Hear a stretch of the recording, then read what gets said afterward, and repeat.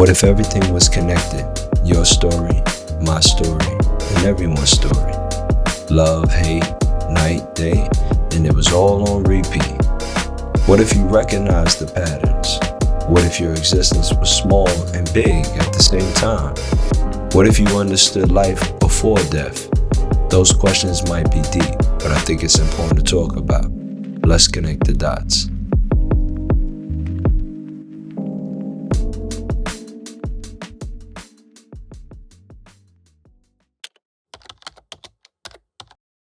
Welcome to Connecting the Dots. Here we have our good friend Tiffany. I'm an instructor at Equinox, for those that don't know. And, you know, I have the privilege to meet incredible people sometimes that have different skill sets. And Tiffany here is I would call her, I don't know what you would call yourself, but I would call her a sound practitioner, a person that kind of essentially utilizes the sound bowls to invoke healing, right? And I wanted to do this episode because, you know, connecting the dots for me was all about taking modalities, different modalities from different teachings, whether it be from martial arts, whether it be from ancient teachings. And to me, sound healing has always been something that I've noticed from a distance, but I've never really, you know, I've never really engaged with anybody as an actual practitioner of it. And quite frankly, I think that there's a lot of people that kind of exploit things. And so I pay attention sometimes. I watch people and I see how serious they are about things that they do based off how they interact with other people about what they do. And so for a while I was always watching like, oh wow, you're like dedicated. Like you come in with the card and you bring the bowls, and you know, you stay after class and you engage with people, and usually from the world of martial arts, it's the same practice. Like sometimes you can show somebody something and you have a 3-4 hour conversation with them afterwards, because the energy is so high in what you're delivering that it just transforms into something else. And to me, sound has always been this thing where I studied it in various ways, but one of the famous studies, and hopefully we'll dive into it later, in which I think was a Japanese scientist, where he put sound underneath water, and then the water crystallized very differently and symmetrical, and you get to see that sound is one of those things that we see it today in the music. We see it with our phones and how phones beep and even vibrations, right? And how I think we're overstimulated, where we're essentially, our frequencies is distorted because there's so many different input, right? And I don't know too much of the science, and hopefully you can cover it, but I know for a fact that we're disharmonized when it comes to our frequency and how much electronics and things that we're exposed to. And I just wanted to really engage with somebody and talk with somebody that is a practitioner. So thank you for joining the show. I do talk a lot, so if you find that I'm talking too much, cut me off. And you know, tell the folks about yourself. Yeah. So my name is Tiffany Leonardo. I consider myself an astrology-informed wellness guide. And the reason why I say that is because all of my sound meditations, my yoga practices, they're all themed to whatever is the current astrology. And I feel like that supports us in having a deeper intention versus like a regular yoga class or like a regular sound bath. I always keep in mind what's happening astrologically.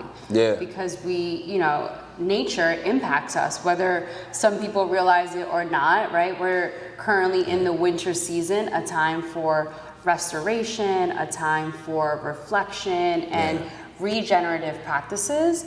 And during this time, a lot of us feel slower. We want to hibernate. We want to have a little less on our plates, and that is totally welcome. And just like we all feel that need to be a little bit slower, I think it's important to understand what's happening astrologically so that we can validate our needs and give ourselves more permission to align with that. The stars, man. You know, it's like, I hear a lot of there's a lot of talk around astrology and people misusing it.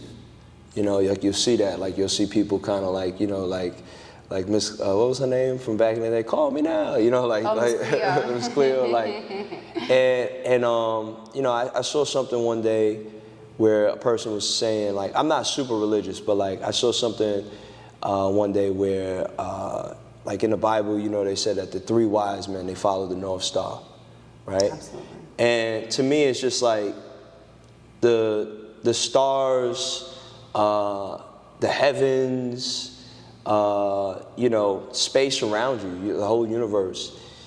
There's so much more. Like there's this vastness to that information that most people, because it's so much information, they're like, oh, I don't want to think about that. I don't want to go into that because it's just like, right? Yeah.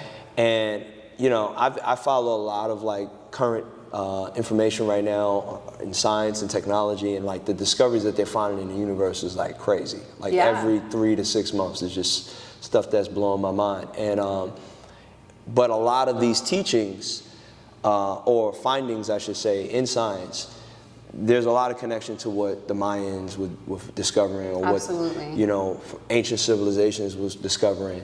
And it then ties into all of these other things, whether it be through sound healing or martial arts or religions today or what have you. And it's like all of this, connecting the dots, all of this is connected.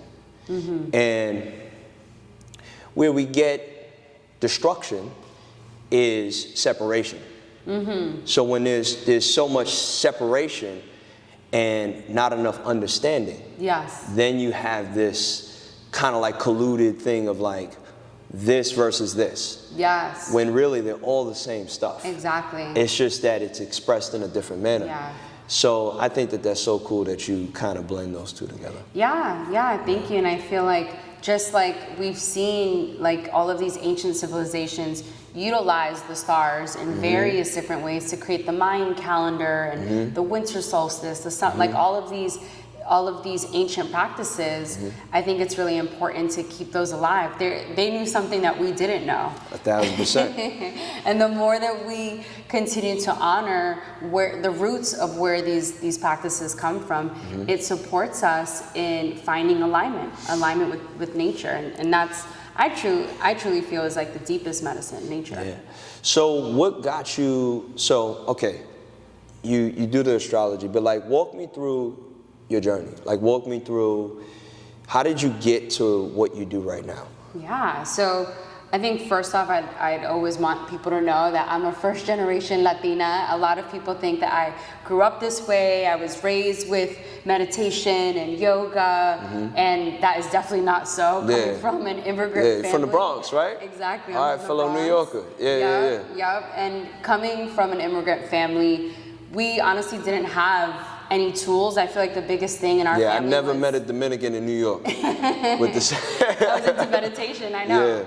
And now, in being in California for the past 10 years and being so far away from my family, I wanted to do something for myself. I realized people out here have some sort of activity, they're utilizing their body, they're in meditation, they're doing something for themselves, and they spend so much time outside on this side of the hemisphere as compared to in New York. Right. And so I was like, I would like to do something for myself too.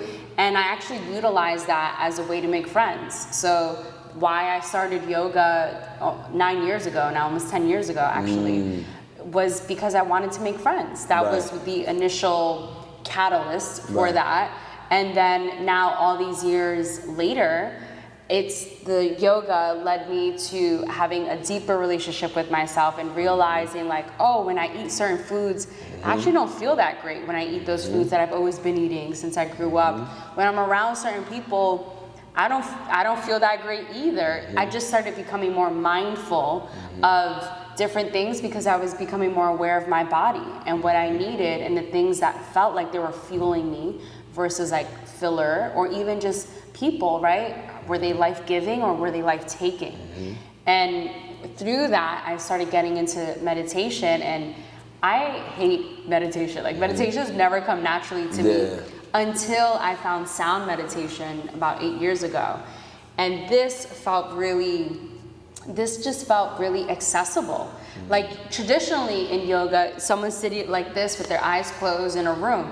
I could not do this posture for many years. Yeah, I'm doing it right now. I'm like, man, this is my legs are getting older, but yeah. And it took a long, this is called easy sitting pose is what they call this in yoga. And like, this does not feel very easy. Right. But with sound meditation, you can be lying down, you have a blanket, you have a pillow, an eye mask. I was like, that's a vibe. Like I can do that. I can relax with that. It's true, because I have I'll dive into it later, but I have a binaural beat app. Mm-hmm.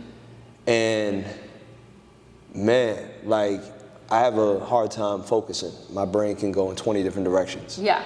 And we'll talk about this a little bit, but the frequencies in which you can select what frequency puts your brain in a particular state.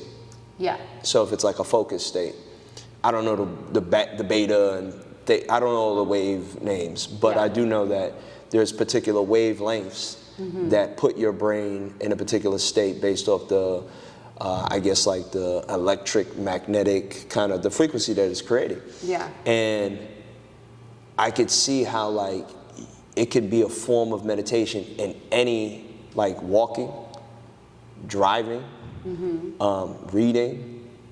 I've actually had the earbuds in my ear where the binaural beats are playing and someone's talking to me and I'm in a deeper state in the conversation because the sound is playing in my ear. Yeah. But at such a low volume that it's not disrupting me from talking to a person, but it puts me in a different state. And that's when I started to realize like, whoa, sound is powerful. Absolutely. And then I started to think about music. Like when you listen to music and you listen to... It emotes. And then sound, and again, I'm jumping, but if sound evokes emotions and behaviors and actions in human beings, right? Or like even in matter.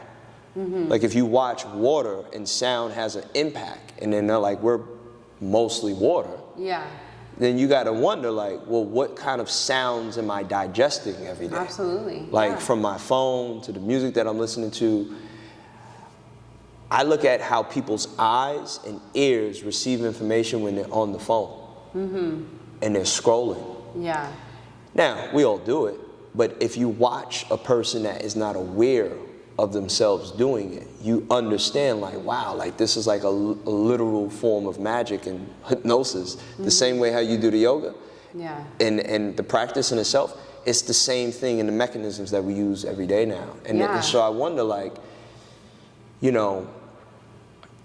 if more people were aware of the modalities and the use of the modalities, same way people are aware of like food, I wonder if people implemented those things more proactively in their lives. I wonder if it would shift things. Like the same way you create that environment in your class, and then I know you do events, and we'll talk about that later. But like that modality and that tool, because you went from meditation, yoga to meditation to sound, and then like astrology came in when?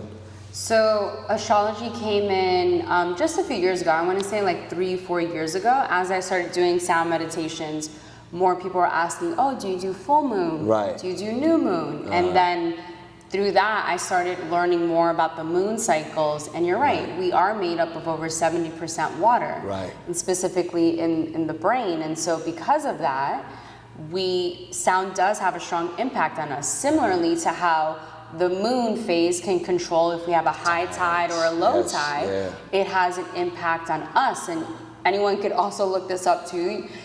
Emergency room have higher admittance rates during a full moon.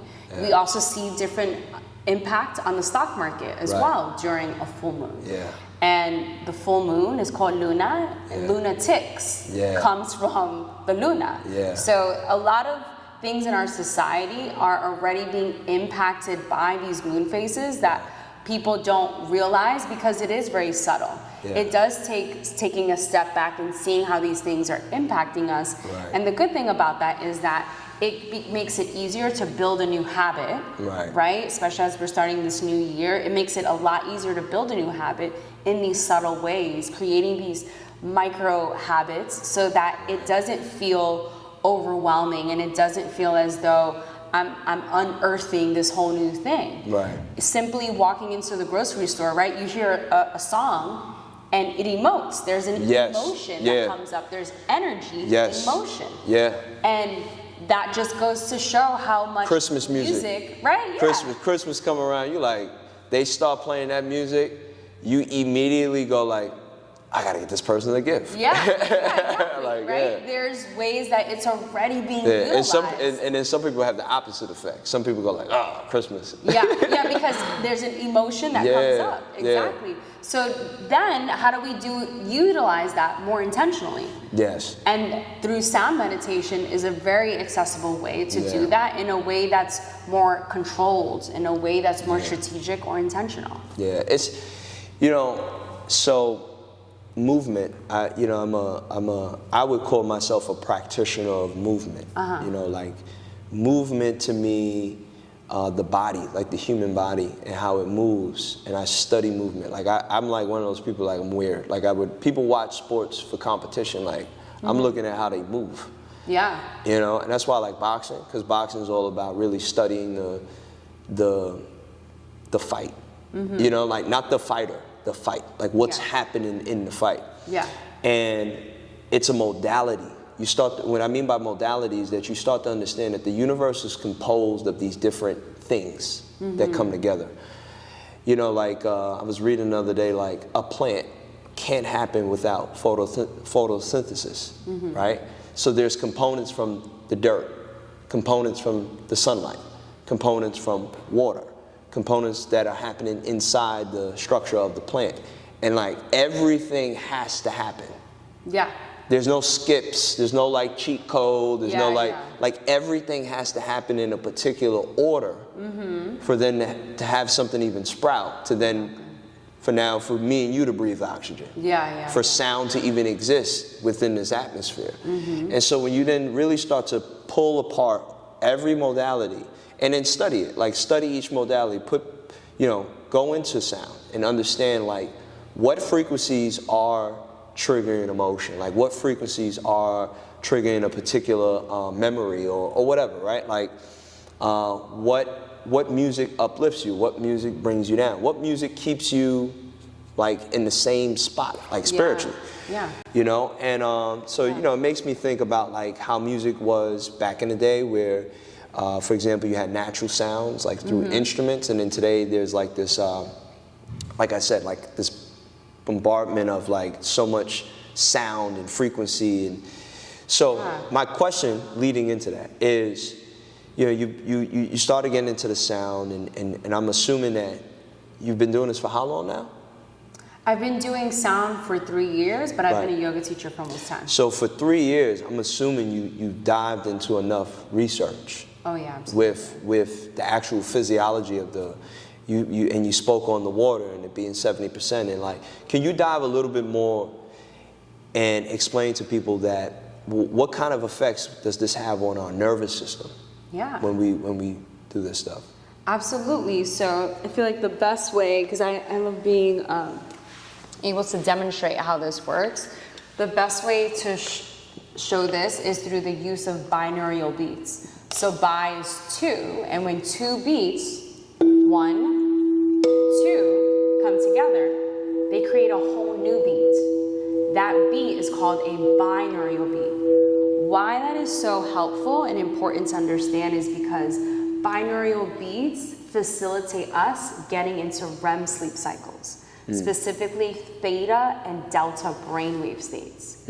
So if you were to look at, we see this sometimes in like EKGs and things like that, like you see the brainwave states going really fast. Right. That's a lot of times where our mind is at.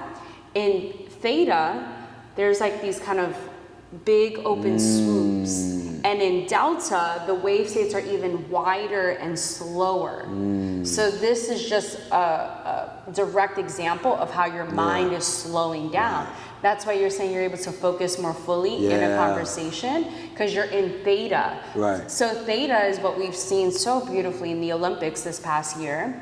When an athlete gets into flow state, scientifically that is theta brainwave state. They're locked in right?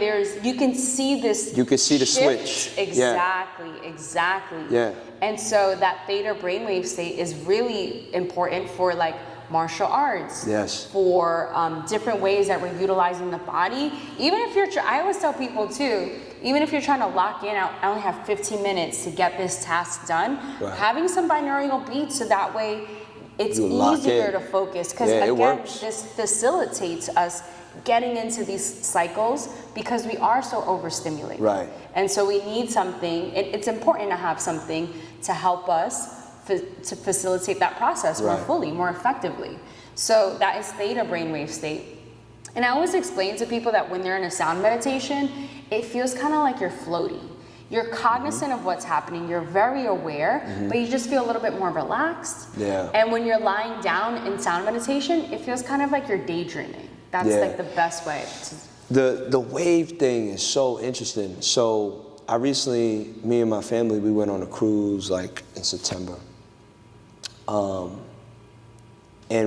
we were in the ocean. And whenever I'm in the ocean, I like to stare at the ocean. And to me, it's like very, very interesting. If you just pay attention, if you're just like a normal person, you're gonna look at it and be like, well, it looks like nothing's out there. Let me go back in the boat, right? But to me, it's interesting because when you look at each wave, right? But it's part of a bigger body. And then that body is part of a much larger wave, right? And then it starts to form, right? And then when you put a microscope, the same thing's happening. Like when you go underneath the microscope, the same exact thing is happening, just in a different way, so to speak. And and now they got quantum entanglement. There's a lot of other stuff I can go down the rabbit hole on, but for the most part, this harmony. In one of my previous episodes, I did an episode about frequencies and vibrations, and I started to study those wavelengths that you were talking about in the shapes. And I kind of I was playing with ChatGPT, and I was like, I want to see what this wavelength looks like around a person in water with this wavelength. And then you can see that if a person's vibration, right, is very, if there was a body of water around them, the water would actually literally like if somebody's splashing water. And that goes to what our parents would say growing up, you are who you hang out with. Yeah. Right? Because you do take that energy. You start to take that energy on. Yeah, and then it's interesting because then there's another component to it that I thought was really interesting, and it's like, I practice this now. It's that wave that goes up high and then deep. High and then deep, right?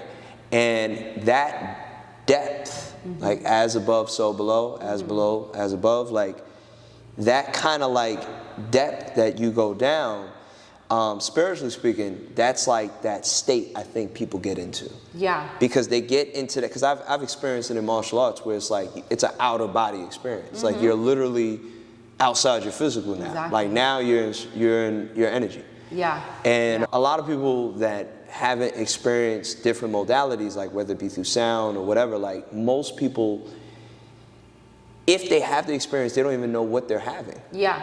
It's an interesting thing. Like you'll see people have an experience. Usually people try to get it through drugs, right? Alcohol and things like that. And they're looking for that experience. And it's like, no, you can get it on your own. And I feel like this is an opportunity to show people and give people tools to support their well-being, to support their nervous system. Because a lot of times, what do we see culturally?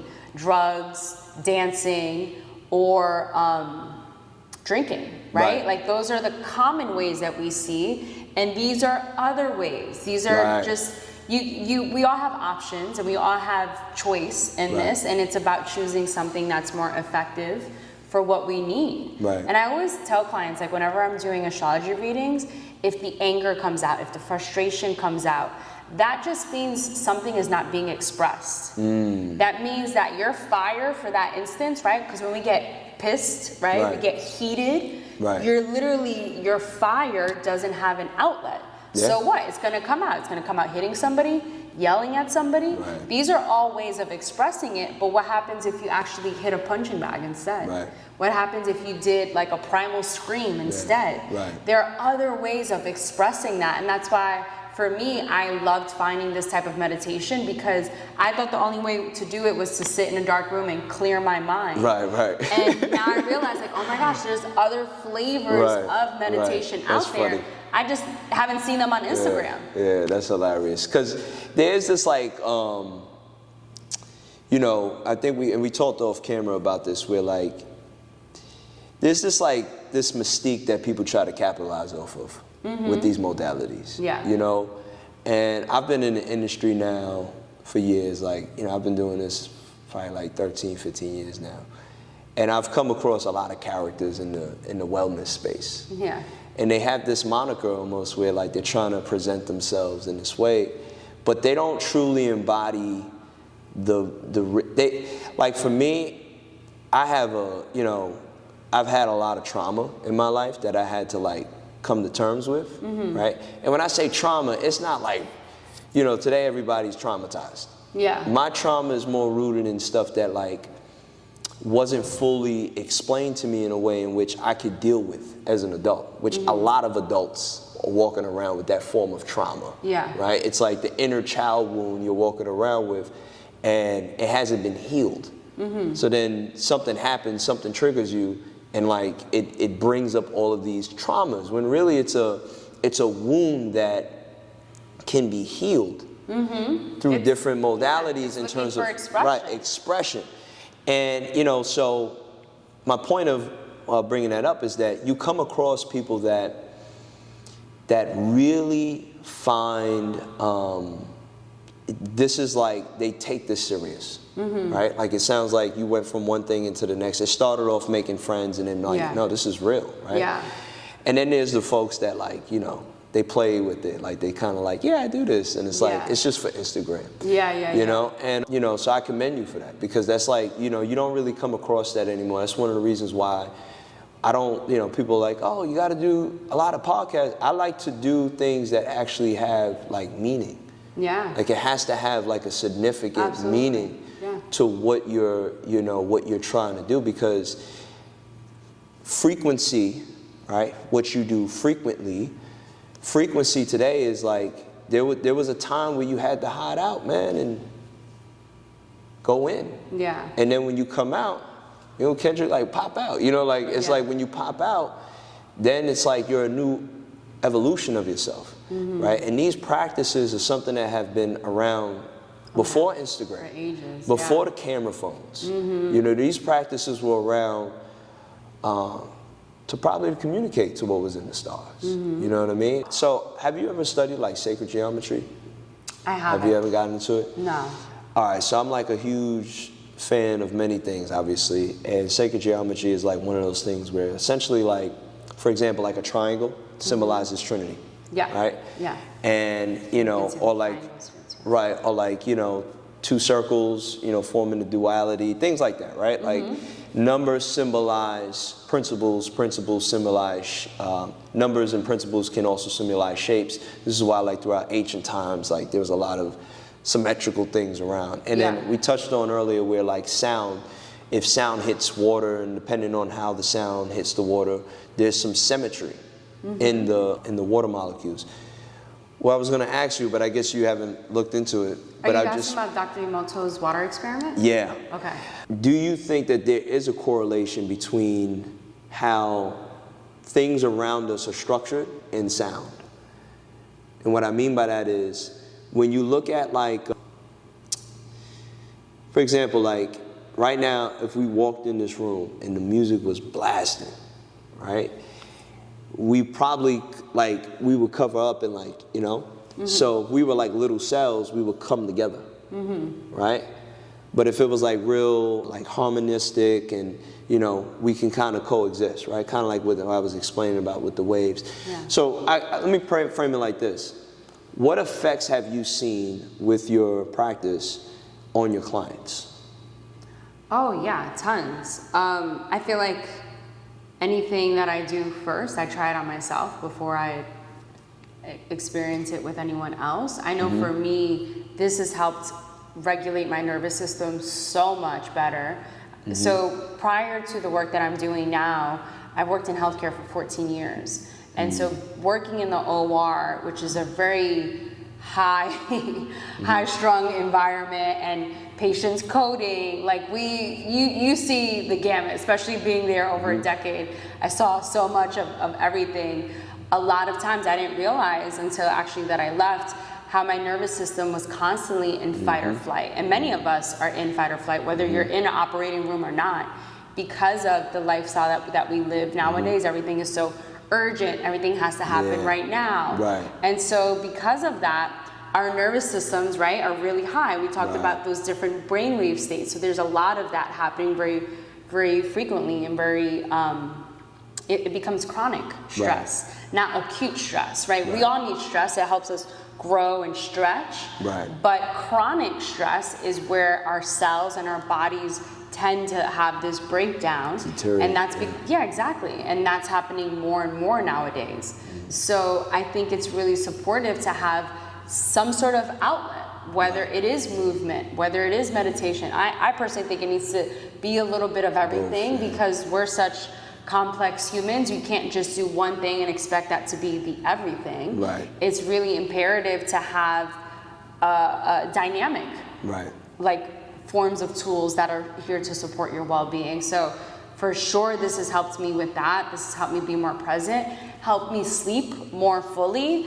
In my old life, I used to get usually like 6 hours of sleep. Now I realize, like, wow, I need closer to 10 hours of sleep, because now my nervous system is so much more down-regulated. I'm able to do a lot more now because I have more rest, and I'm able to sleep better because of this. 70% of Americans don't get good sleep. Good sleep means that they're not in REM sleep. A lot of people are in this very light sleep that if the door opens, the floor creaks, they hear a horn outside, they're up. And because of that, they're not getting into REM. Why is REM so important? It's because it helps restore the body. It's the reason why after surgery or after the common cold, doctors always recommend that you rest, that you get sleep. Because they're hoping that you get into the REM sleep cycle where your body is healing itself. For that reason, a lot of people call sound meditation sound healing. Because you're getting into these REM sleep cycles that actually regenerate and heal your body. Exactly. Exactly, which is, again, it's a catalyst to good sleep. Exactly. Because 70% of Americans are not getting good sleep, you can see why these ancient practices that come from Tibet and Nepal are really supportive nowadays, like now in 2025, like how imperative having these types of tools are to us. So can you dive a little bit deeper into like the actual origins of the sound bowl? Yeah, so traditionally there were these brass singing bowls or bronze singing bowls. A lot of people will see it if you go to like a crystal shop, and they're really small, they can fit in your hand. Those are technically called Tibetan singing bowls. It's unclear, because this has been around for so many years and it goes back so many years. It's unclear whether it came from Nepal or Tibet, but those bowls, nowadays we do call them Tibetan singing bowls. And how those bowls were traditionally made were with a group of people. One person would be holding one side, the other person would be holding another side, and they have these different etchings on them.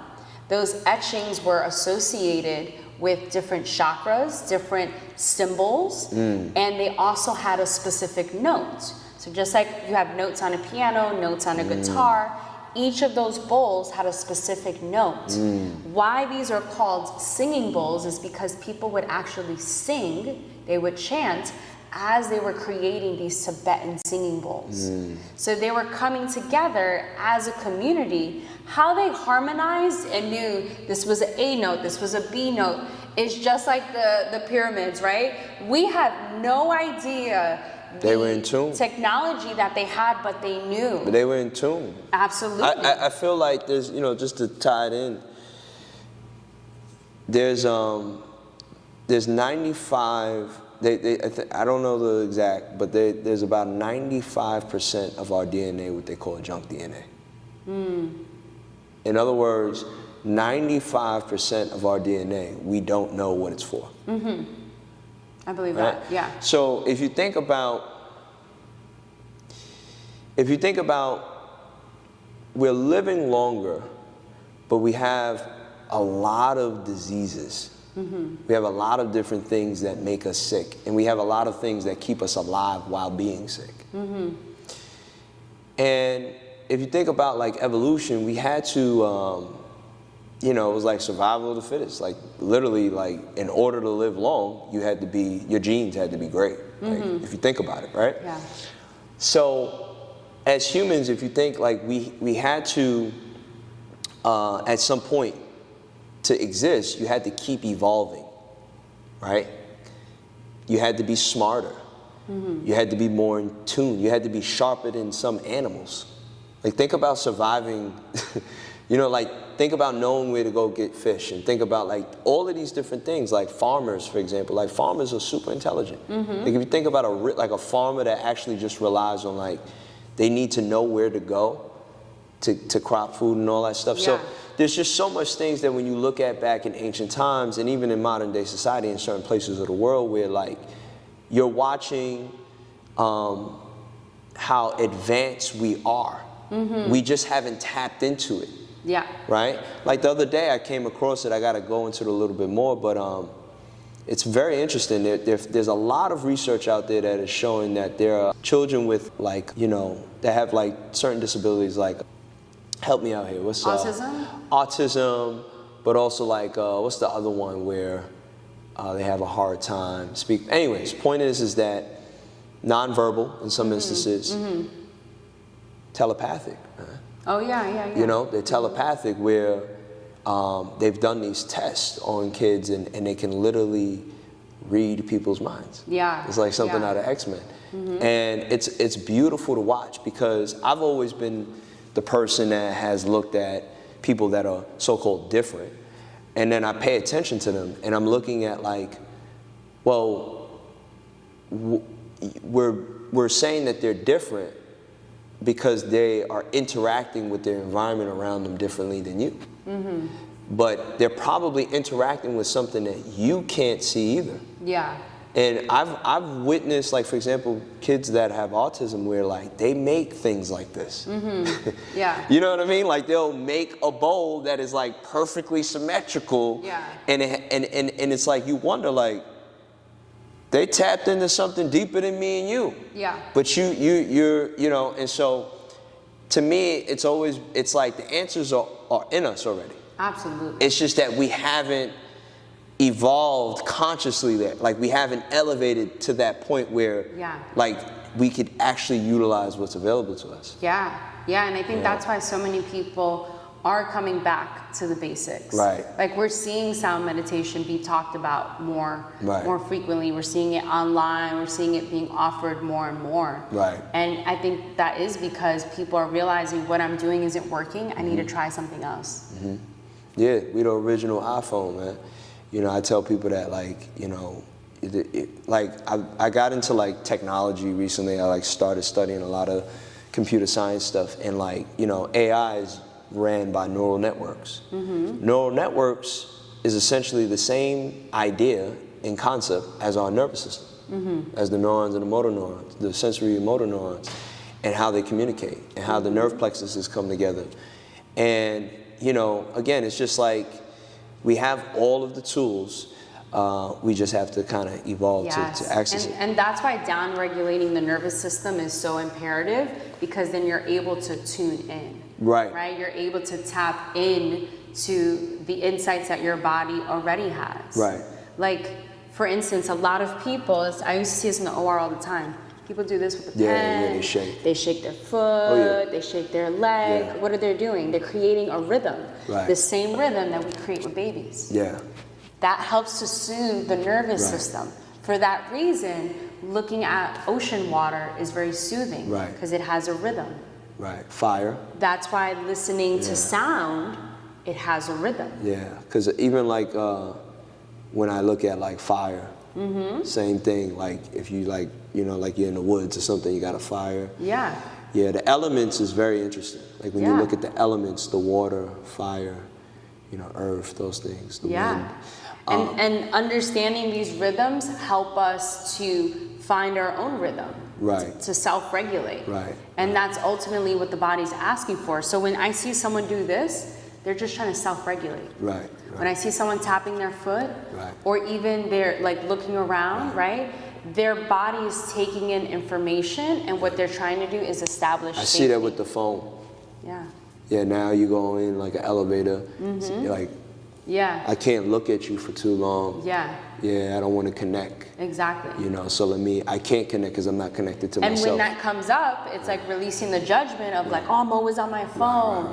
Oh, I always do this thing. It's interesting. It's just your body saying, I need a tool for self-regulation. Yeah, it's interesting. It's almost like, you know, if you look at like a device, right? It needs to be plugged into a source, like an energy source, like a plug, right? You got to plug it into the wall, get the energy. We're plugged in. Yeah, we're plugged in. You know, it's like the real Matrix. Like, because it's like literally, especially now with information going to be the way it's going to be, it's going to be even more interesting. One thing, you know, so I want to dive into this a little deep. Not too deep, but, you know, just deep enough because it's just my favorite thing to talk about. And then also, I was shocked because it tied into something that you brought to my attention, which is, well, I'll let you explain it, but I want to dive into a conversation of the number 7. And, you know, for people out there that's like into numerology, I'm a life path 7. My daughter's name is 7. And 7 has just always been like a really important number to me. You know, there's a lot of symbology around the number 7. You know, again, like, you know, for whatever people want to take it as, like God spoke to Moses on the 7th day. You know, the earth and the heavens and everything was created in 7 days. Rested on the 7th day. And then, you know, we have 7 vertebrae, right? 7 cervical vertebrae here. We have 7 openings in our head. 7th, the crown chakra. The 7 wonders of the world, lucky numbers. Like, we can go down the line. Anybody that got Google today or Chat GPT or whatever, just look up 7 and just look up how many correlations that 7, you know, relates to, right? And it's just a very, you know, to me, like, numbers are encoded with something deeper, right? So, like, there's an encoding message in 2, there's an encoded message in 1, and so forth. This is where you get sacred geometry and all of that stuff. And so you highlighted something to me that I was like, man, that's crazy. Because I said, why is there 7 bowls? Yeah. And then you related, and then you said that there was... Yeah, there are 7 main chakras. There are more chakras than that, but there are 7 main ones that we work with. And I like to think of the chakras as like a house. And so you can't build these upper chakras, connect with the crown chakra or anything above that if the foundation of the house isn't set. Right. So the first chakra is the C note. It's the root chakra. And so the root chakra is your basic human needs. It's knowing that we're in this room and that we're safe, the need for money, the need for any elements of safety. Right. And then when you feel safe, you're able to build on the next chakra, which is being creative, right? Who can create if you don't feel safe? Right. That's impossible. Then from there, when you feel safe and you feel like you can create, you start to build your confidence. Right. That's the solar plexus chakra. That's all about standing your ground, starting to set boundaries. Right. Then from there, once you're able to speak your truth and be more yourself, you're able to live from your heart space, right? The heart chakra. You're able to have that bravery of loving and receiving love. Compassion. Exactly, that compassion. Then from there, you're able to speak more fully. Yeah. There's no way we can speak if we haven't found this connection and stability in the lower chakras. Then we have our third eye, or some people call it your first eye, right? The eye that sees beyond what these 2 can. that you feel beyond. Right. You know when something is off. Intuition. My gut feeling, I knew, right? And then from there, we're able to connect with source, with the higher power. And so these 7 main chakras are really supportive in our everyday life. And it's also the reason why with these bowls, we want to start off with something that's more grounding, right? You start off grounding people because a lot of times, many of us are up here. So to down regulate, to get more connected to the ground, you start off with bowls that are deeper.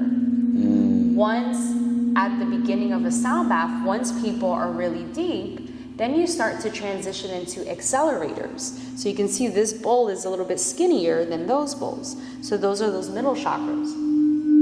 Heightened. They're way more heightened than the deep tone of this. So these are called accelerators, or centering bowls rather. These are called centering bowls. And so you can see, even this one, it's very loud. Right. Then you get to the accelerating bowls. These are the higher chakras, right? Brings you up. But a lot of times you can't get to manifestation, connecting with source, getting these downloads until you're grounded. You have to be grounded first. So these tones are harmonious with each of the chakras so that we find harmony. Because if we're too grounded, we're very sluggish, we're not going to want to do anything. Right. So then you need some of the centering bowls to kind of give you a little bit more energy. Right. And then the accelerating bowls to just really open up your mind, to be more creative, to take in things outside of yourself. Right. Yeah, man, it's good stuff, because I was doing some research, and there's the 7 deadly sins. Right? Let me see if I can remember them off the top of my head. But you have vanity, you have lust, you have sloth, which is like sluggish. You have pride. You have gluttony.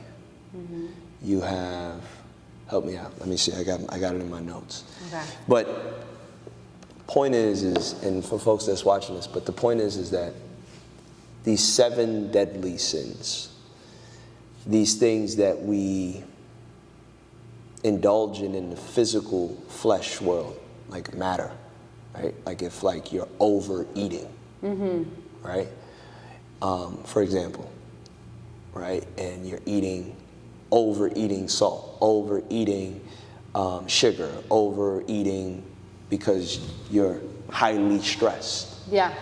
Or dysregulated, and like there's this like more caffeine, more money, more, like more, and then you could see the frequency in these, so like, and to me language is important, but for most people that, to keep it simple for them, these 7 deadly sins, and you look at the frequency that each of those behaviors hold. Absolutely. And you just look at the world around you, right? And you look at things like vanity.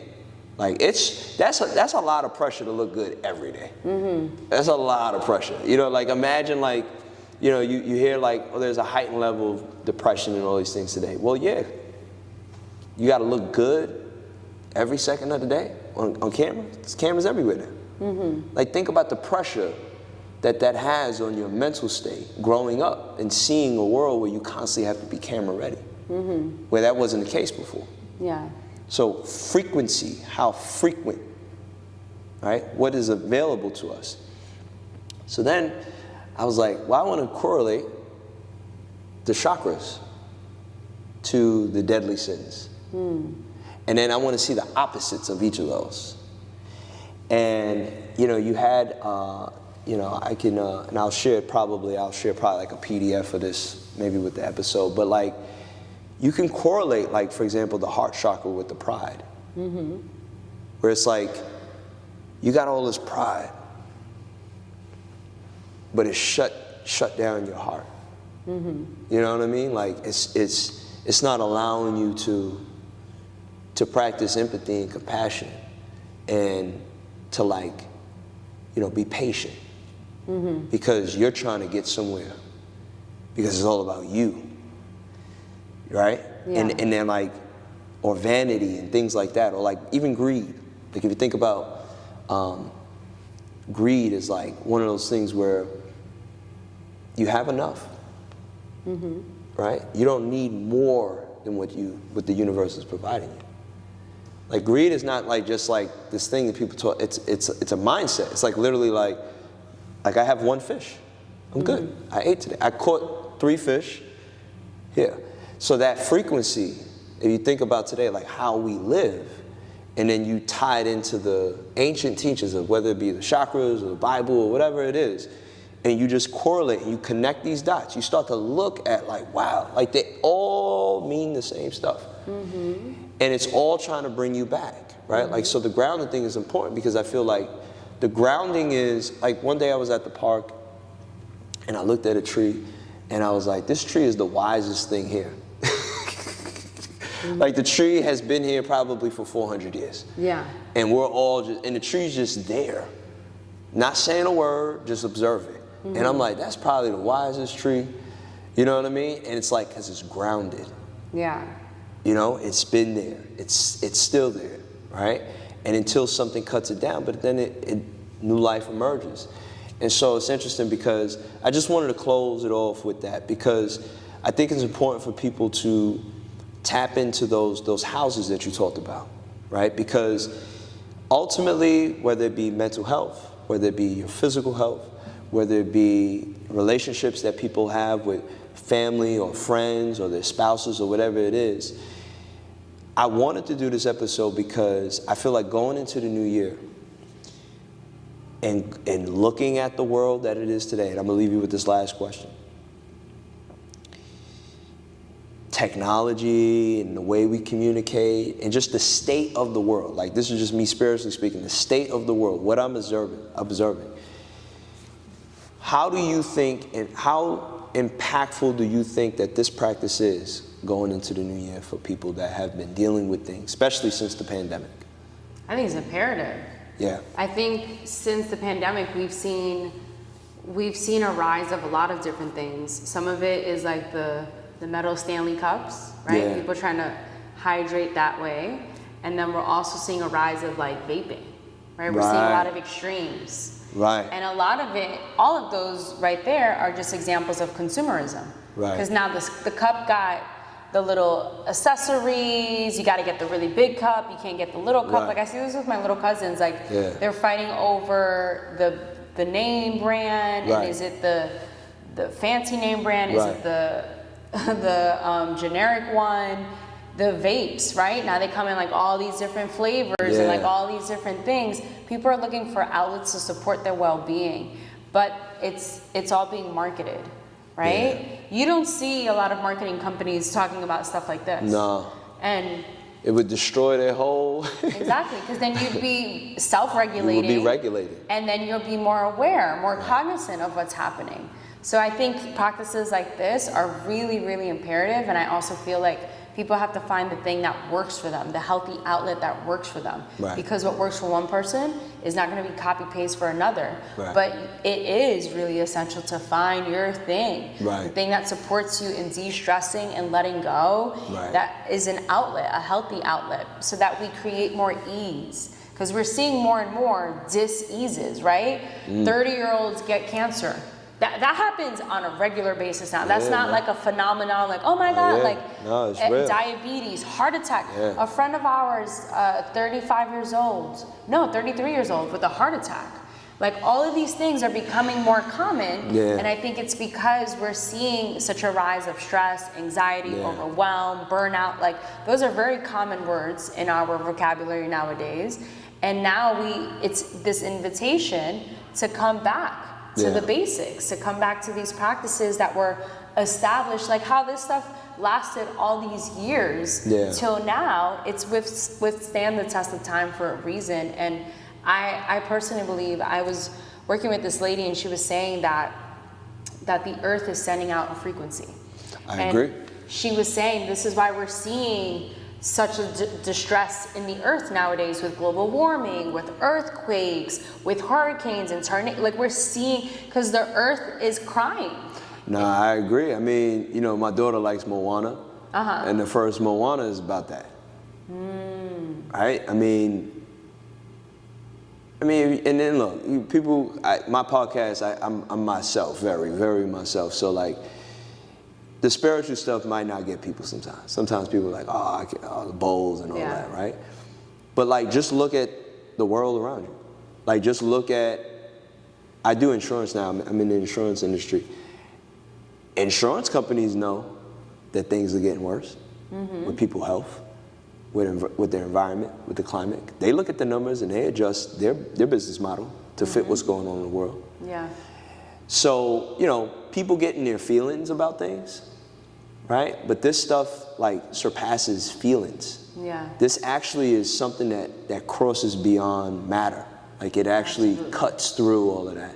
And the earth is an example of that. The earth is an example of what happens regardless of how you feel, whatever your politics are, whatever it is, the world will do what the world will do. Yeah. Right? Like I mentioned earlier, like you cannot skip the process in photosynthesis where it needs to absorb sunlight. Yeah. If the sun is gone, we're done, right? Yeah. So there's certain things that are like universal that I think that I agree. I think the pendulum will swing back and then people hopefully will wake up, hopefully, especially maybe watching this episode. Yeah, and I feel like for me, one of the biggest things that I remind myself is that if what I'm doing isn't working, it's time for me to try something else. And another thing that I constantly remind myself is what I'm not changing, I'm choosing.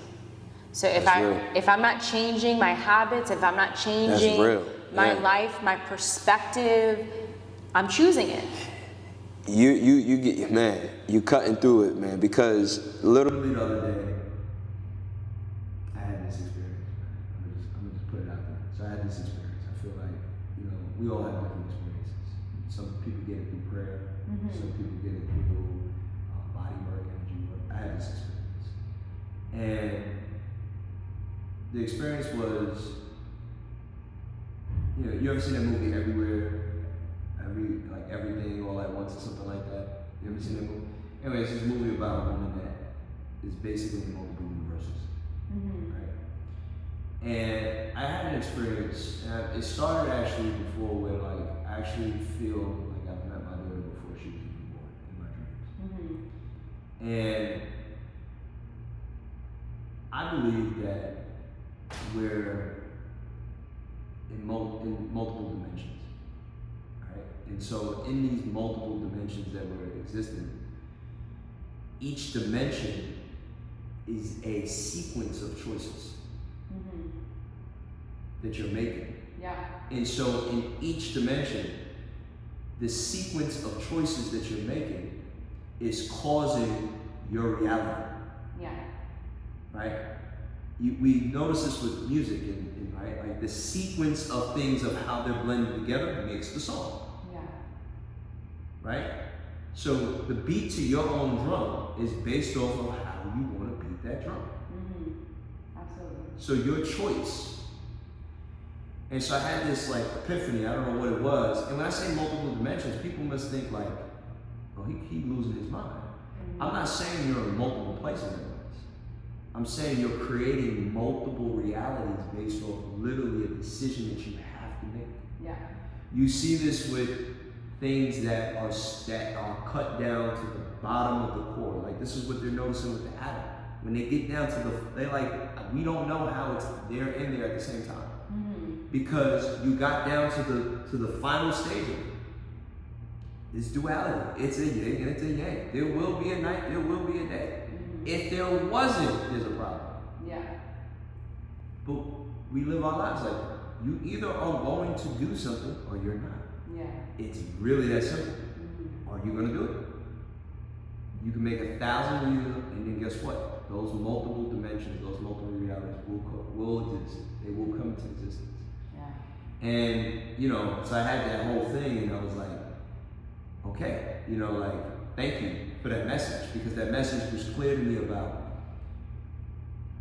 I have this you know, see no evil, hear no evil, speak no evil, right? Starve negativity, right? Something's negative. Yeah. Somebody wants to complain, somebody wants to gossip, somebody wants to talk about, like, whatever. Oh, sure. I've done that. You know what I'm saying? Like, it's just like, literally, you just allow. Yep. You just be.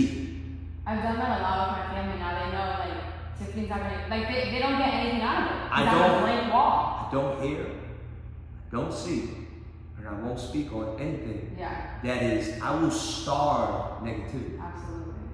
You know, and you have to starve it because it just will die. And you know, it's funny because sure, like you know, you have to watch the energy around you, but sometimes we don't have control over those things. Sometimes, ultimately, so there's this level of like, you know, you have to train that. We have to train it in ourselves. Yeah, you have to train that kind of like that. I don't know if it's a force field. To me, it's just like I'm going with it. You know what I mean? Like I'm not forcing, I'm not resisting, I'm just going with that. Yeah. So I just want to close with that. Is there anything else you want to just, you know, take it home on? I mean, maybe you want to share us an example on. Yeah, I feel like one, I would definitely encourage people to just try something new. Like if you've never done this before and you're curious, like you could go back to everything that you've been doing before this. Right. It doesn't hurt to give it a try and to really dedicate yourself to it. Not just do it once, but to at least, you know, try for 5 times or something like that to see what works for you. And two, I feel like I'm a little bit more biased on this, but I do think it's really important for everyone to understand about themselves, like what works for you, what doesn't work for you, your intuition, how does your intuition speak to you? Do you get a gut feeling? Is it dreams? There's all these ways in which the body's talking to us, and having some sort of practice like this that helps you self-regulate, you're able to tune in more fully and find out what works for you. Because I think the reason why we're seeing so much burnout is because people aren't doing the things that they do love. Right. And so just finding that thing that you do love so that you're living more in alignment with yourself. Yeah. I know that you do events, you have a class, you have a lot of stuff that you do. Do you care to share with folks like what you got going on? You know, people want to like do events, anything like that, like how to reach out, contact you? Yeah, absolutely. So on YouTube and on Instagram, my handle is Curl Crush Yoga. So you can get access to just anything that I have coming up. And my YouTube page has a library of different sound meditations. So some of them are just pure sound where I'm playing the instruments. Other ones are me guiding people, because I know when I first started sound meditation, I had a lot of questions of, am I doing this right? And so those guided ones are really helpful for anyone that's just beginning, or if you want something to focus on. And then just with that, as we're closing out here, I'll just play a little bit of the bowls. So you can close your eyes down, allow yourself to relax, to get as comfortable as your space allows you to. Noticing the parts of your feet that are connecting with the ground. Notice where you can soften.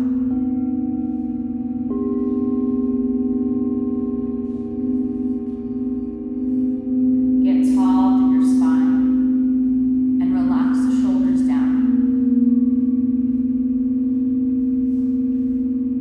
So the body is conveying this language of openness.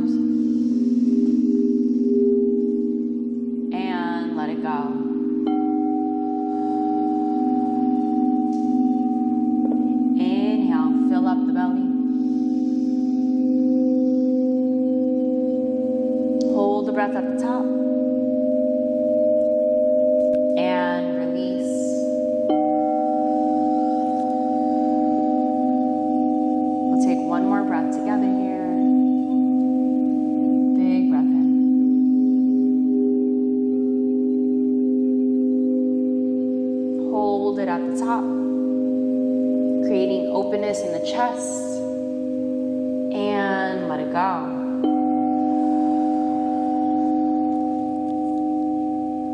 Coming to breathe at your natural pace.